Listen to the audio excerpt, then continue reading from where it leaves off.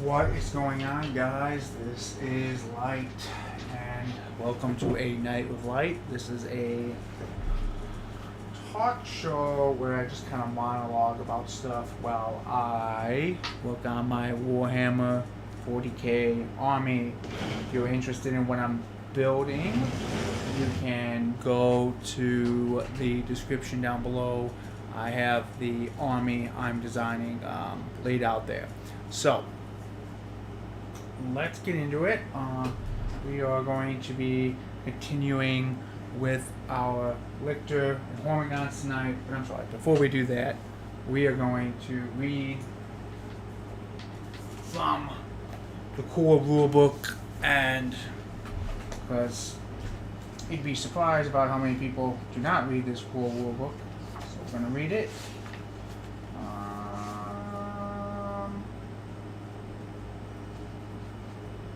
Cool. We're gonna just read the gaming first page here, guys. Okay, so gaming. Even the smallest game of Warhammer 40k is akin to an explosive action movie unfolding on your tabletop. Games are played between armies pre-selected by the players, each whom takes its turn to carry out a range of actions with them.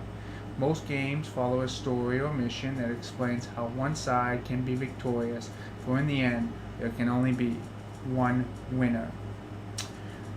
Warhammer 40k is, without a doubt, one of the most popular enduring tabletop war games in the world.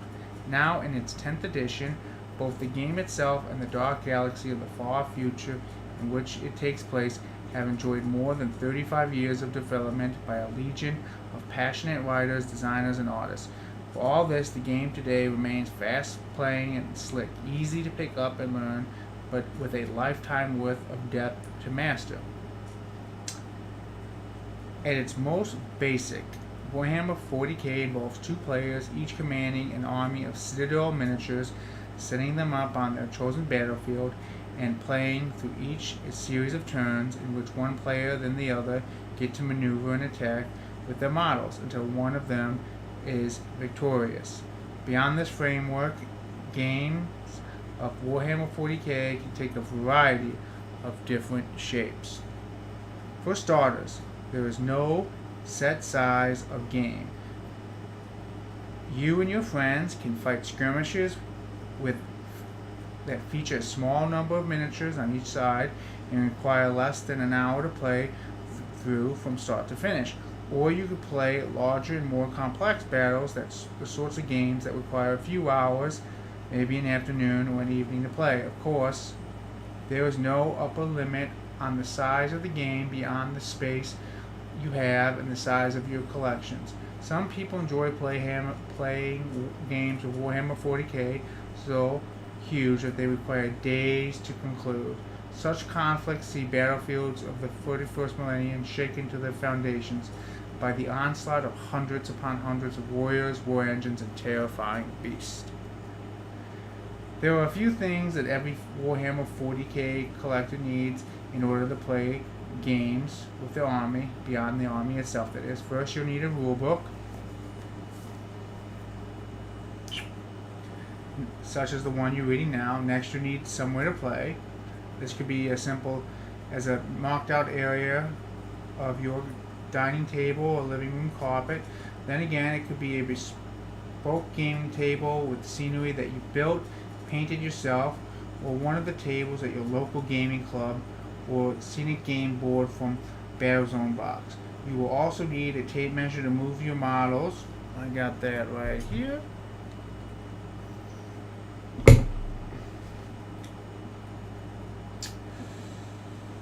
To move your models and check ranges of their targets, and some 6-sided dice. I got that in the back there. For determining whether shots hit their targets, blades cause lasting damage, and a host of other events. Of course, there are plenty more gaming accessories you can collect and use, from helpful card decks of your army's special abilities to markers that track the damage sustained by your warriors and war machines. Regardless of which faction you've chosen to collect, in order to play games with your models, you'll need to form them into an army. The rules later in this book explain how to go about doing this and detail a range of missions to embark upon with your opponent. Some games of Warhammer 40k are as simple as attempting to wipe out the other player's army, but more often you'll find yourself attempting to assassinate key enemy leaders, seize vital battlefield objectives, hold the line against enemy offensives, secure beachheads in the foe's territory, and countless other exciting tabletop war stories. To bring as much flexibility as possible to your gaming experience, there are three distinct ways to play Warhammer 40k.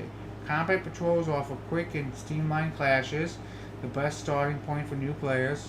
Crusades tell exciting narratives over a series of connected games, and Chapter Approved provides the most competitive matched play experience. Don't feel constrained by these options, however. It is your game, and you are free to pick and choose the elements you prefer, combining your favorite bits from all three as you wish. And then, spirit of the game. At its heart, Warhammer 40k is indeed an entirety of the wider hobby, an interactive and shared experience. There is no single-player mode, no faceless AI to outwit. Instead, during the game, you will play against one of your friends across the tabletop, or perhaps a potential friend if attending a tournament. While the Warhammer 40k setting is especially grim, frequently cruel, and beset by ruthless warriors, the game is most fulfilling when played in the spirit of friendly openness and polite cooperation. There will be usually one person who wins the game, but everyone has fun when there is no special abilities suddenly sprung out by unknown players, when they congratulate opponents seeming unlikely dice rolls, or compensate the destruction of a newly painted squad as you pack your miniatures away or share a drink with the opponent afterwards. There are a few things as enjoyable as regaling each other with the most exciting moments of the game, or imagining if only that last model had managed to. Similarly, many people enjoy building and painting their miniatures together too, whether it be at a friend's house, in a Warhammer store, a local gaming club, or even virtually via internet. Okay, even if you prefer building and painting as a relaxed and solitary pastime, there's a huge and supportive community of fellow hobbyists out there who constantly share ideas, suggest new paint schemes, ask for modeling advice, and enthuse over each other's glorious miniatures. Alright guys, and that's what we're going to be reading tonight. We'll get more into the combat tomorrow. Alright, so where are we going to start tonight, guys? We are going to start on the Lictor. We're going to put his, I'm going to call this chest piece on. I kind of do. Yeah, number 40 will be the first thing we do. Alright. And I got it right here. Look at that. Number 40.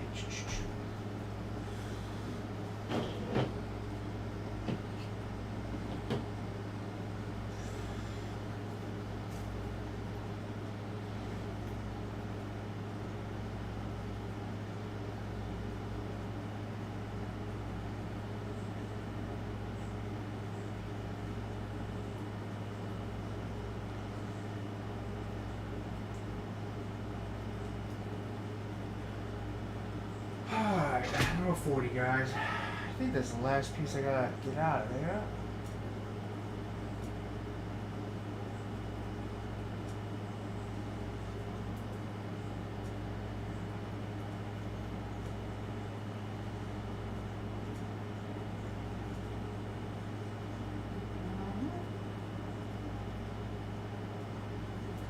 Cool.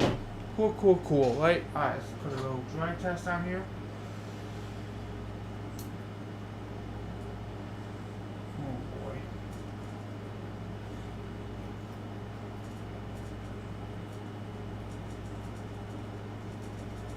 Oh.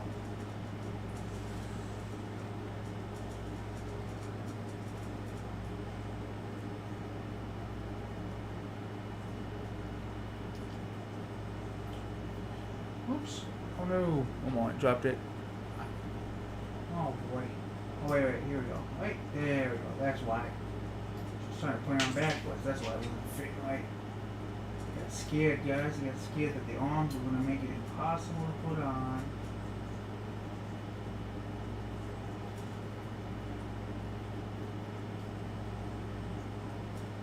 Alright.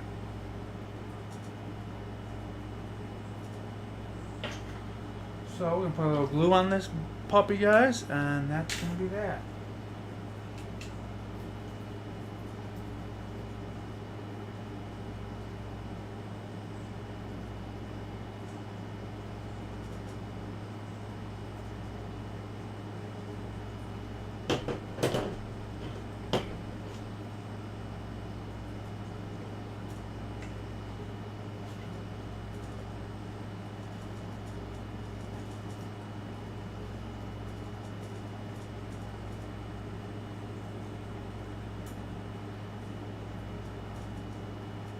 Got it. Alright guys, I'm going to push down on this for a minute. It's looking pretty good, guys. It's pretty good. So, I guess we'll kind of get into the subject tonight, the thing I've been thinking about.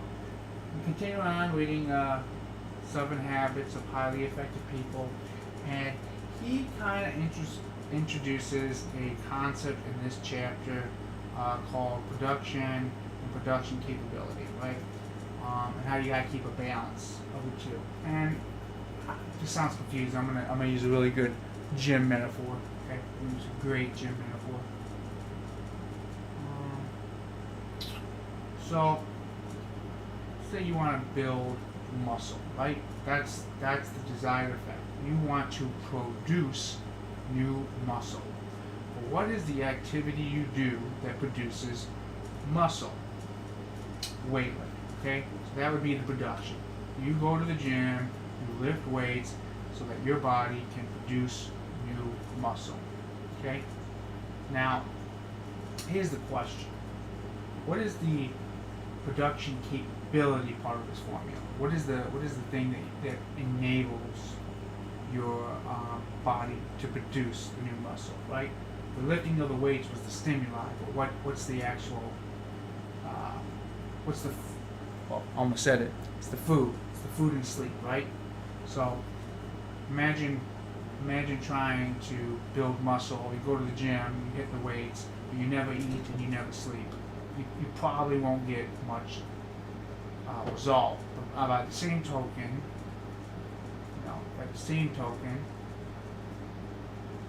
if all you did was eat and sleep, you wouldn't build muscle either, right? So you need to kind of keep them in a balance, right? So anytime you do an activity, you need to figure out what is the thing you do to produce it and what's the thing you do to fuel it. Is basically how I would like to look at it. It's a pretty unique way to look at situations. So anyways, we're going to be putting the arms on tonight, so we're going to need number 4 first.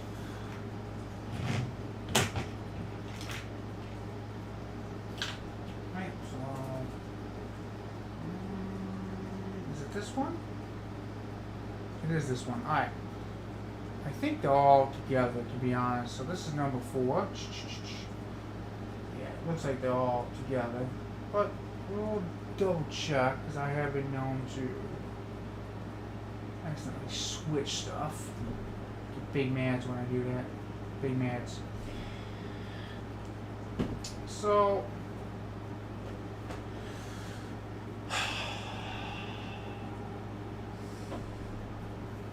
yesterday's episode, I was talking about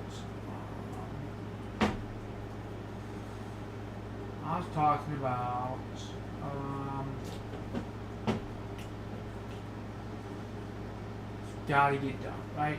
Kind of keep back at I was just talking about you a minute ago. It's gotta be done, right? What that means is you give yourself a deadline. Ooh, that was perfect. One moment. Let me do this. So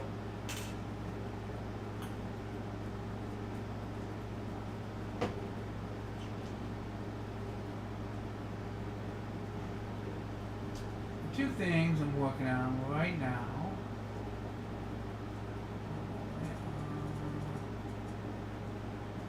What I like to call, we're gonna call it Company A.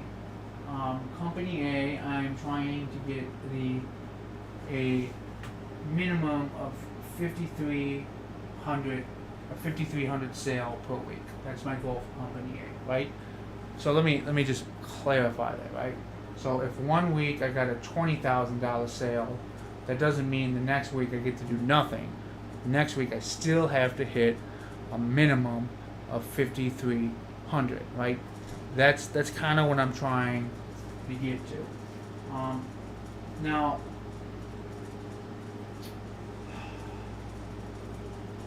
this is kind of the this is kind of keeping the idea of the production and the production capability. It's kind of I think so. In business, a lot of people focus solely on the producing aspect. Okay? Some people might spend a little bit on the production capability, but most people spend, that's number one, almost entirely on the production, right?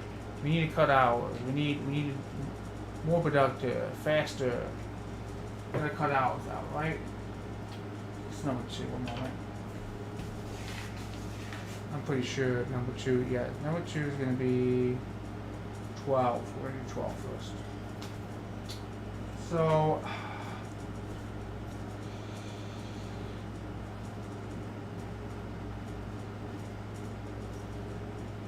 So really, when you think of production capability, there's actually, you can't see my board, but there's actually two wheels I like to call it. There's two things you gotta keep in mind when you're trying to increase the production capability. One wheel is like the training, new machinery, stuff like that, stuff that we probably think about. But the other side is the actual building of the business, right? The marketing, the sales, the offers, right?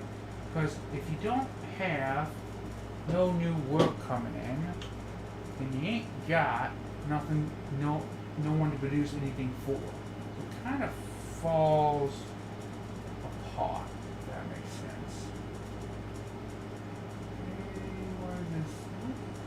Is that it? How is this supposed to go? I think this goes somewhere. It goes like this. Cool. So that wheel is actually the wheel that I am focusing on, right? I want to create a steady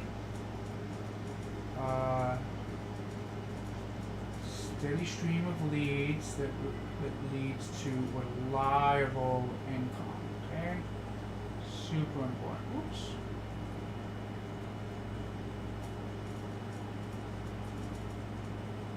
Okay, we're gonna hold you for a second there. So that is what I am currently working on, right? So I'm working on increasing the production capability right now for Company A. Okay, that's what I'm trying to do. Okay, and it's not easy.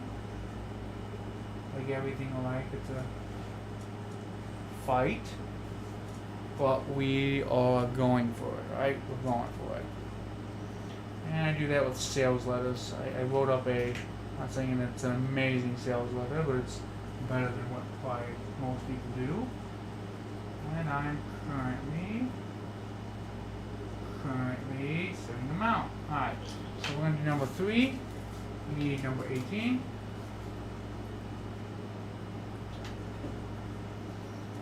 And 18. Oh, what was the other one? Sorry, that's this one. We need 18. 18's right here. I'm pretty sure it's going to fall particular logic. I'm going to keep it on there just in case. Alright, I'm going to clean this up. So that's kind of a good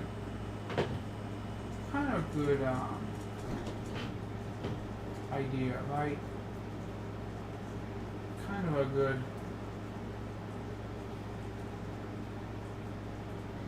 good thing to keep in mind, right? So,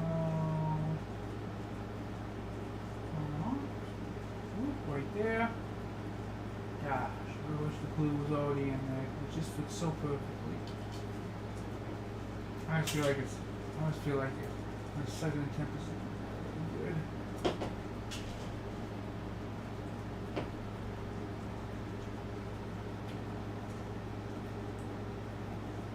Oh, there we go. There we go, guys. That's number 3. So I just thought that was an interesting concept. Trying to, you gotta keep a balance between, you gotta produce, but you also gotta improve your capabilities. I think I saw the formula once. I'm just starting out. 80% of you should be producing, and you should only be increasing production capabilities 20% until you really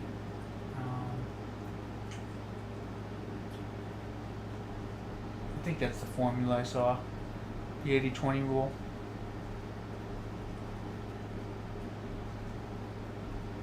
It's a good rule to live by.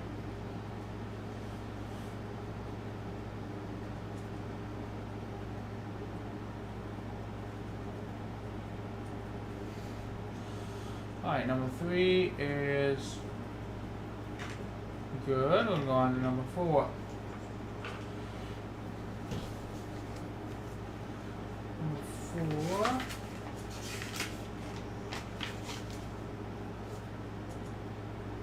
is, I want number 24. Number 4 needs 24.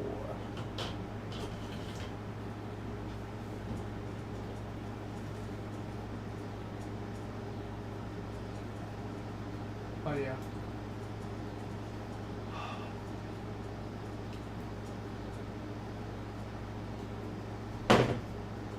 Clean this up. Actually doing good, pretty good so far, guys. Doing really good.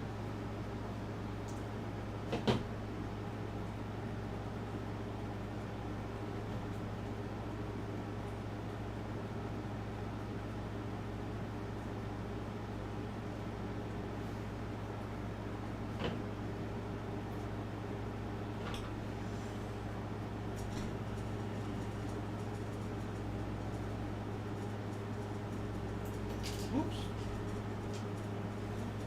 I know that's gonna go somewhere. Where does this go?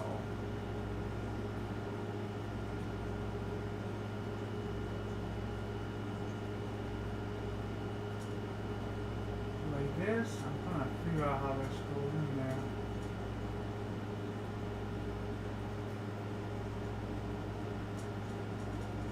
I think it goes like that. No, it's not. It goes like this. There it goes, down. Okay. So we gotta look at the pictures, guys. I gotta look at the pictures.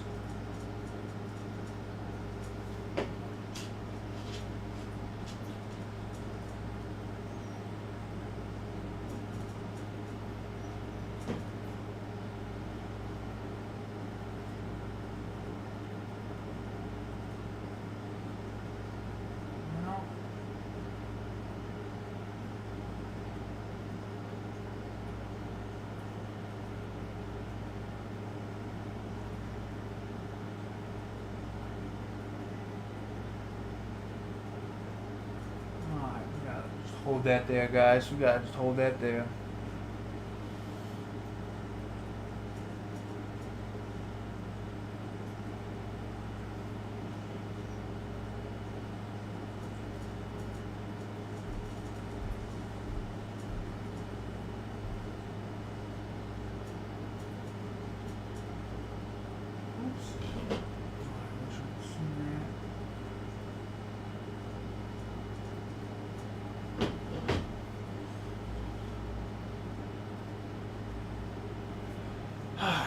4. It's looking good. Let's get number 5 out here, guys. Let's get number 5 out.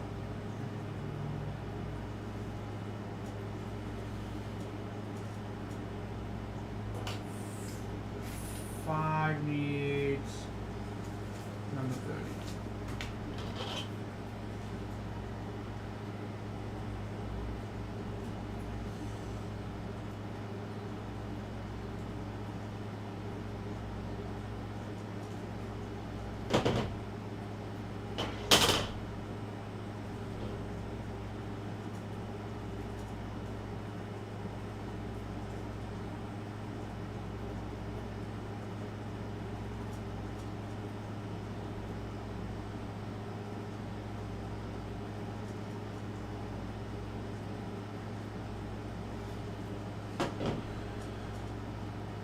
Cool. There you go, right there.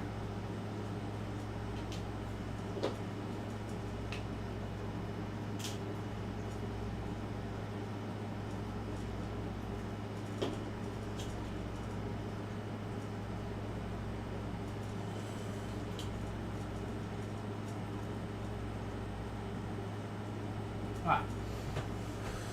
Going good. It's going good, guys. So, another interesting thing I read from the book today is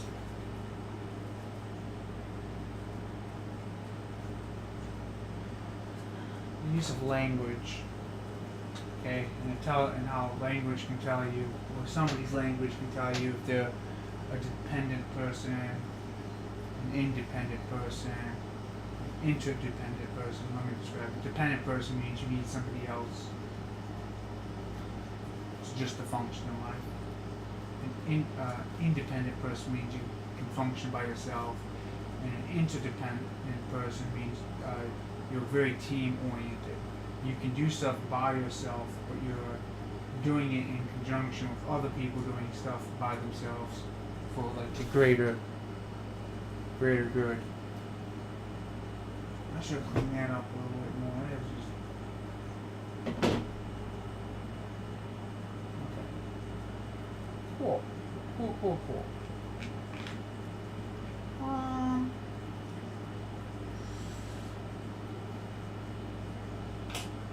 Alright, let me switch out the spur.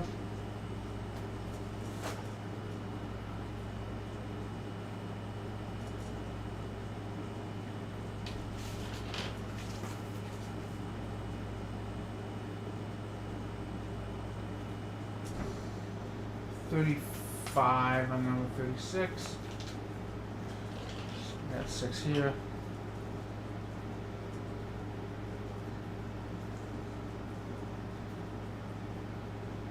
Oh yeah, 35.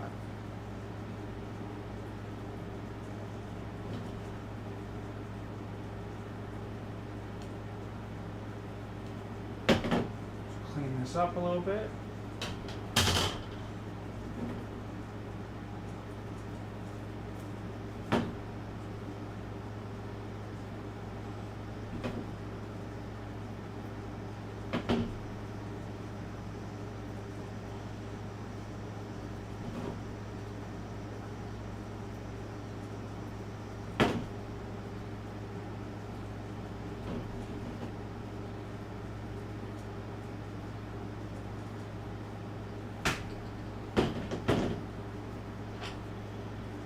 Let's take a look. Kind of goes upward. Ooh, did I get it?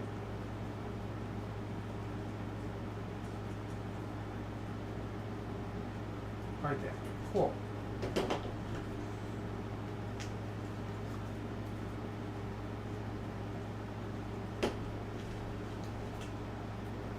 Cool.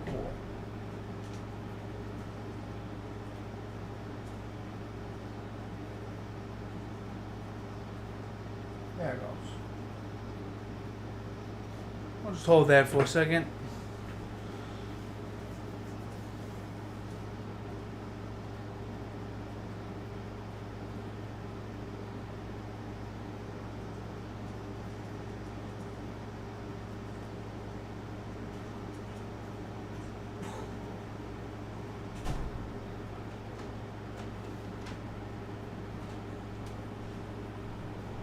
Right here. Got it.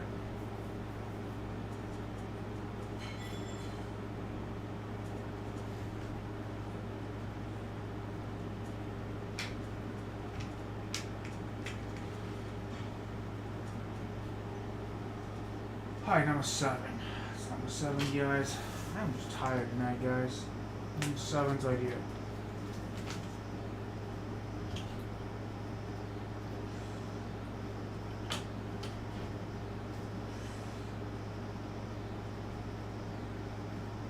Number 7 needs some 41.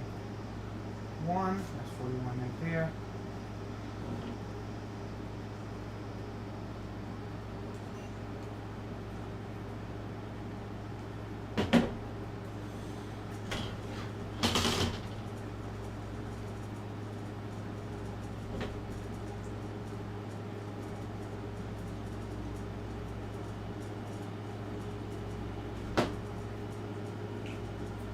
Right here, guys. Looking good. Looking good. All right.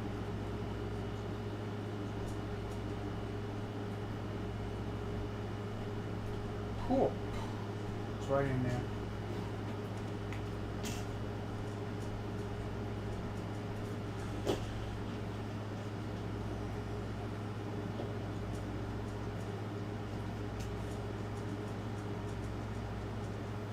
There you go.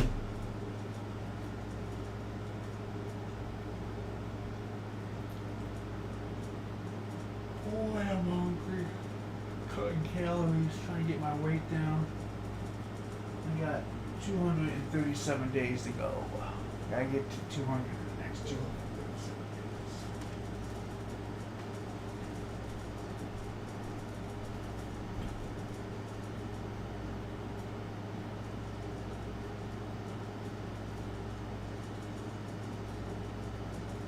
Cool.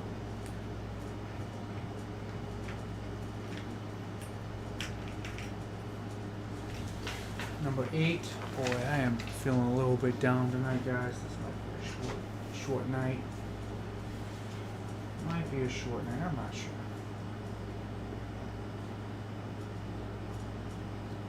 I do want to put the head on my ledger tonight, though. Definitely get the assembling done.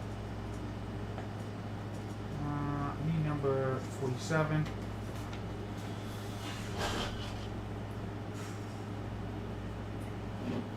47's right here.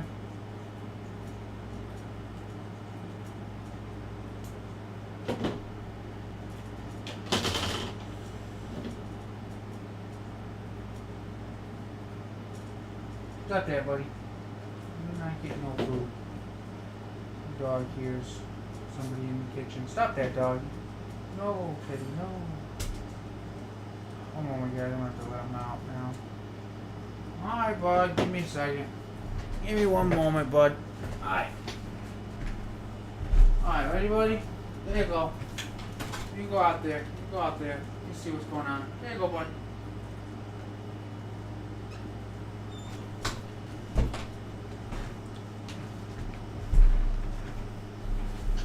Dog was acting all lazy until then.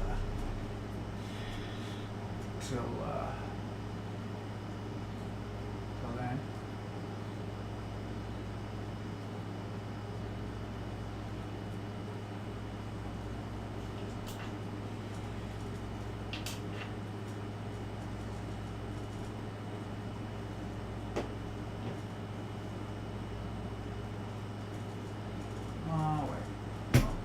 Which one number 8 is going down? They are going down. Yeah, I think it fits pretty good going down. There you go.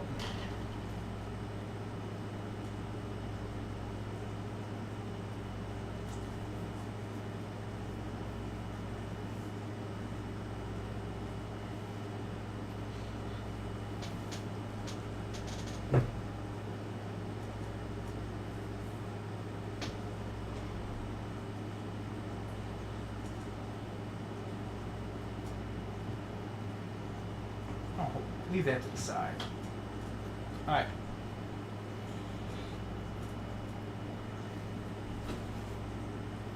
Number 9 needs number 54.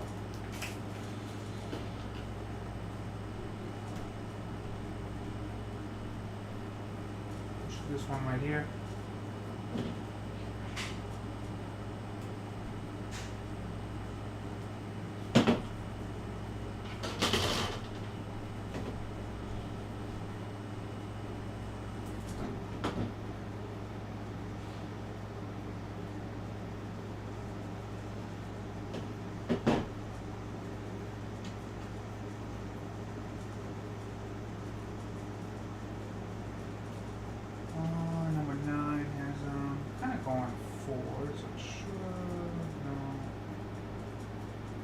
Like that.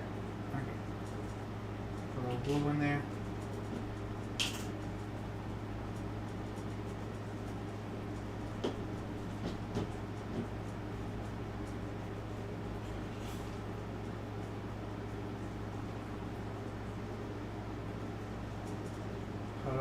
There we go.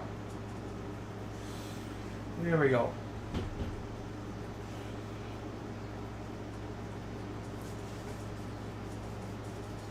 Number 9, guys, and then number 10 is going to be the last little bit.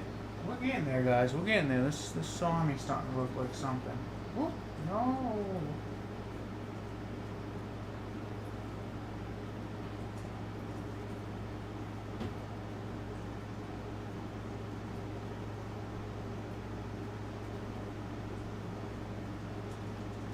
Put you to the side.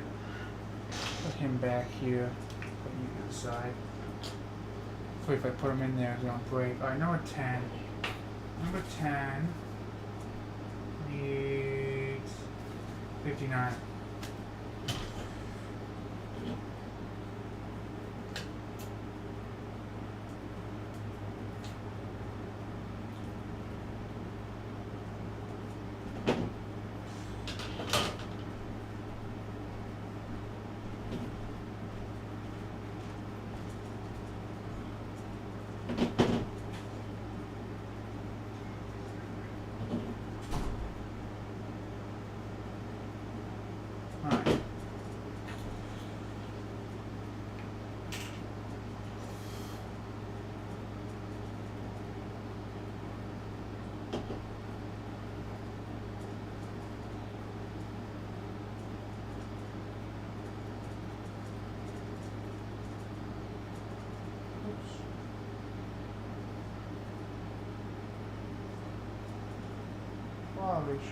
There he goes.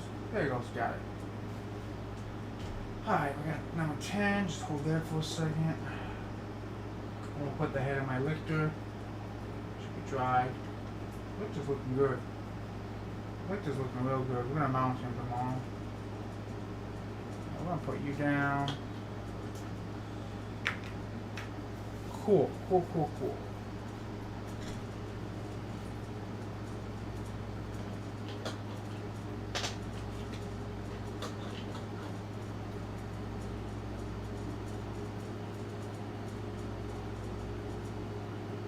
Yep, there it is. Alright, let's put this on. Let's put the head on, guys. We're going to put the head on. Moment of truth, guys.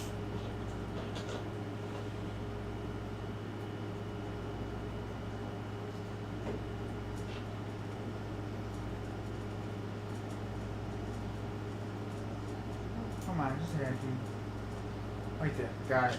Got it, got it, got it. Right there, guys. Head is on Lictor number 2. Head is on Lictor number 2. This guy's getting mounted tomorrow. This guy's going to be mounted tomorrow. Gonna look good. Gonna look good.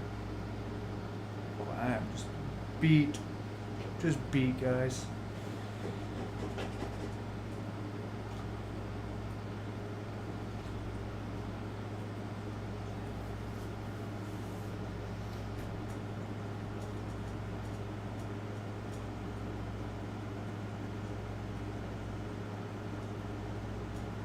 Cool. Cool, cool, cool. Let's put you down here.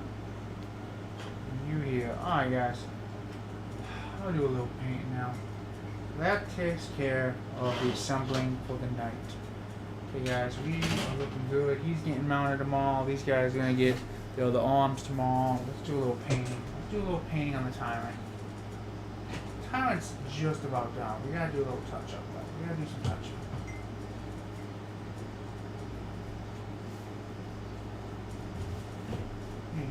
and put some more new water too. Alright. Alright.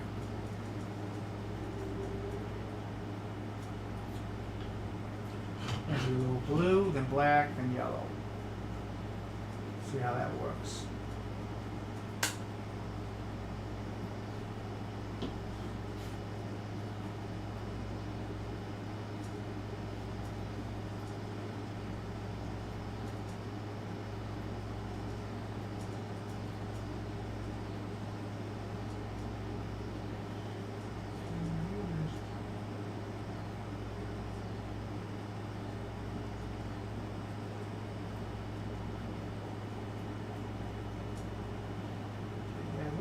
Very subtly on this.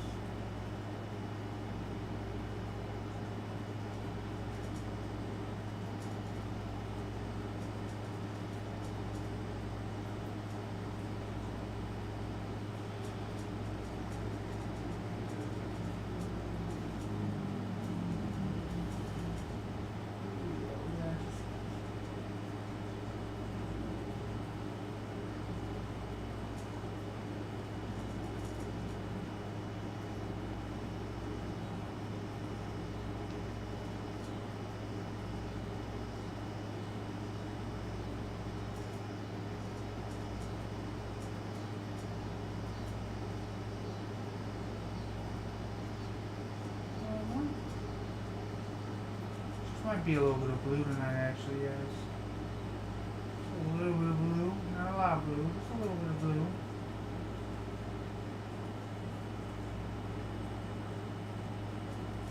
Start touching this up a little bit.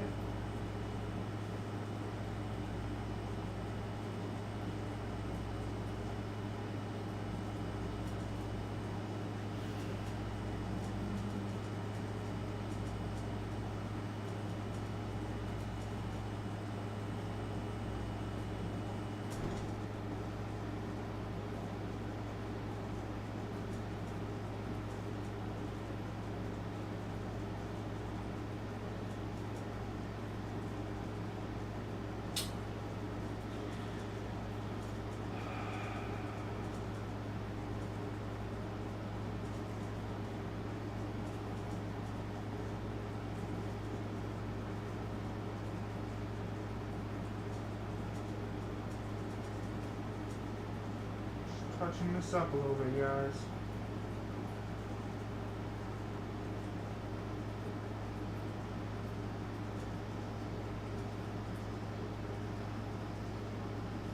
I think that's it. I think that might be it for me, guys. I am just feeling really exhausted. We got more of this done, more of this guy. This guy's kind of done. He's just a little touch-up. I'm going to just keep touching him up till my time runs out with him. We'll put him to the side for a while. Alright, guys. That's it for the night. I will see you guys on the next stream. Later.